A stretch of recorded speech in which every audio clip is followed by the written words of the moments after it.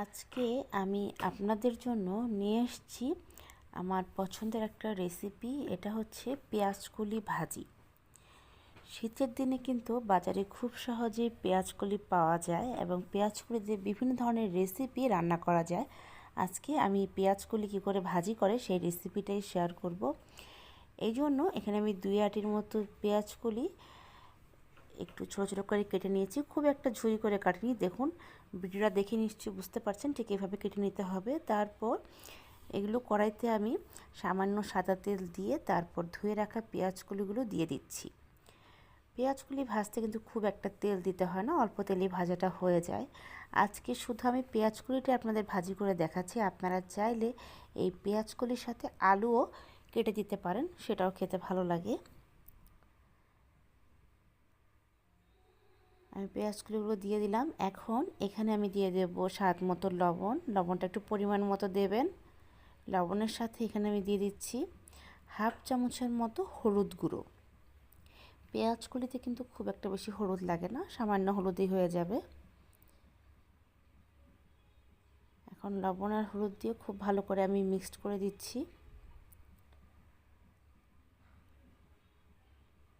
আমার কাছে এই পেঁয়াজকলি ভাজিটা খেতে ভীষণ ভালো লাগে, স্পেশালি গরম ভাতের সাথে এই ভাজিটা খেতে ভীষণ ভালো লাগে। অনেক সময় আমি আলু দিয়েও ভাজি করি, আবার আলু ছাড়া এরকম নর্মালভাবে ভাজি করি। এখানে দিয়ে দিলাম হাফ চামচের মতো শুকনো মরিচের গুঁড়ো, একটু ঝালটা হবে।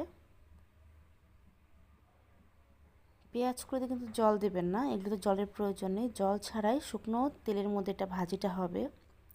আর ঢেকে দেবেন না, ঢেকে দিলে কিন্তু এই পেঁয়াজগুলির যে সুন্দর সবুজ কালারটা আছে এই কালারটা কিন্তু নষ্ট হয়ে যাবে। মিডিয়াম হিটে এটাকে ভাজি করতে হবে। আমি মিডিয়াম আঁচে 10 মিনিটের মতো এটাকে ভাজি করে নিয়েছি। দেখুন, পেঁয়াজগুলির যে সবুজ কালারটা আছে সেটা কিন্তু নষ্ট হয়ে যায়নি, অথচ পেঁয়াজগুলিটা কিন্তু অনেকটাই নরম হয়ে এসছে। আপনারা চাইলে এখানে 2-3টার মতো পেঁয়াজ কুচি করেও দিতে পারেন।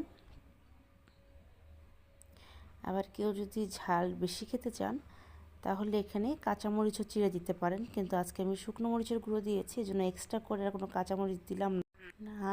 কিন্তু আপনারা যদি মনে করেন যে ঝাল বেশি পছন্দ করছেন সেই ক্ষেত্রে একটু কাঁচামরিচও দিতে পারেন।